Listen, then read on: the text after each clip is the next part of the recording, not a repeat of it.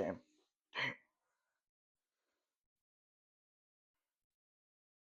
I believe that there is a loop, and it's not some magical loop that the universe created from nature. It's loop from hell. The loop is bad schools, bad home, bad environment, bad friends. Everything is just negative, and it negates you from succeeding. Children in these environments is going to have, difficulty concentrating, difficulty trying to catch up with everybody because they're just behind, they're not smart. They also have behavioral issues. Now, my response is pretty simple. Let's just break that damn loop, right? By breaking the loop, we need something that's higher and something that's full of resources that is capable of ending that loop. And I mean, that would be the government, right? They would need to intervene to break the cycle. Let's just say what I believe is key in life is being curious. Being curious about life. Somebody asks, what's the point of life? What's the meaning of life? It's to find out, it's to be curious. So, I mean, if I'm a father someday, I would want my kids asking questions. Ask interesting questions. Just not conform, but like ask questions. There's nothing scary about that, right? It's beautiful. Being curious will set critical thinking skills, problem solving skills as well. Yes, other skills like time management, being organized is all good, but being curious is the epitome, it's the soul to the entrance of a good life that we all want. From being curious, you're going to get wisdom and eventually knowledge. And with the knowledge you got, that's obviously from education, and education that you receive will be the overall result of what you will become or who you will become. Now, we live in the US, right? Greatest country on earth. However, 11 million kids are still in poverty in this country. Simple curiosity is not prioritized in their life. Now, I'm the type of guy who is happy to rant because it just helps me. It just let it all out. I could just let things go. But at the same time, I'm also the type of person who gets to the root of every issue as possible to understand what led to the issue. Now, here's the main principle you got to understand. Every problem that we have is interpersonal relationship type problems, right? That means how problems came from another human beings and so on and so on. So there's this saying that one Indian person once said the biggest problem in the Indian community is ourselves, Indian people.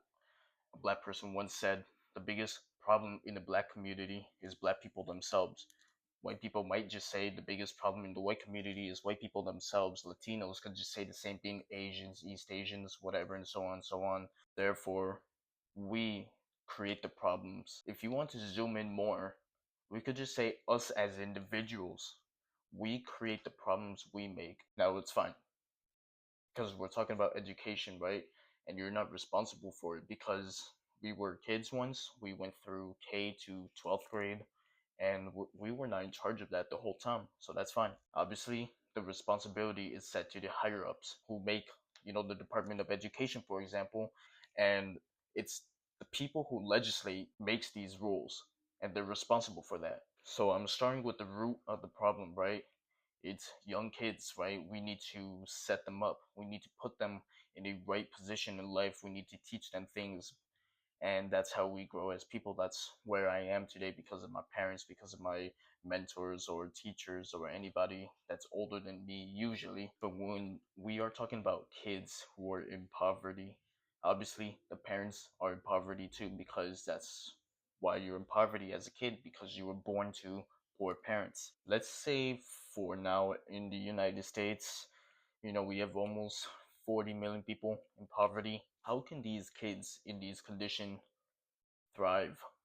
Well, they can't because you have poor parents, and poor people have poor resources, and lack of resources will lead to generational poverty. They pick up crime because they're exposed to it. They pick up poverty habits, drug abuse, trauma at home. And in this case of generational poverty, it's just reinforcing mechanisms that keeps you poor, that keeps you it just will never break the cycle. It's an endless cycle from hell. Many young kids who should be thriving, as I believe everybody should be thriving. Everybody should be educated. Well, you can't in poverty because education is not prioritized. School is seen less important, less interesting. These kids have lower expectations of themselves than their classmates. So generational poverty will never ever allow the beauty of being curious to step foot into the door. There are many factors that impedes a consistently poor kids learning abilities or learning in general. You can look them up. It's just that they're lacking resources and a good home environment, which correlates strongly to kids' growth. So my quick conclusion is the only way to break this cycle of poverty is if there's external force coming out, aka the government for the most part, and it looks like there's no progress or much happening. It's not that the government can't end poverty, it's just they won't end poverty. So when I think of this is a lot of these politicians are going to hell. I mean, in Congress, 87% of these people are religious affiliates, or we could even talk about the Republican Party itself, which vast majority would be Christian associate. I think these people are taking part of this generational poverty. Now I believe there are some people, and this is kind of crazy because there are definitely people out there who definitely had the eureka moment or some philosophical sense that, wait a minute, this system does not work.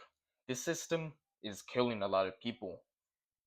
I realize that I'm letting Social Security, income, or any welfare shit, food stamps, all that, just do the work for us until they figure it out. A lot of these politicians, if you just want to associate yourself with religion or anything like that, a lot of these politicians are going to hell. Education is the essence of one's transformation, but those people who are higher ups does really have the ability to end this. We actually have the budget to put people out of poverty, but we can't. It's not we can't, it's we won't. Yes, these people are going to hell.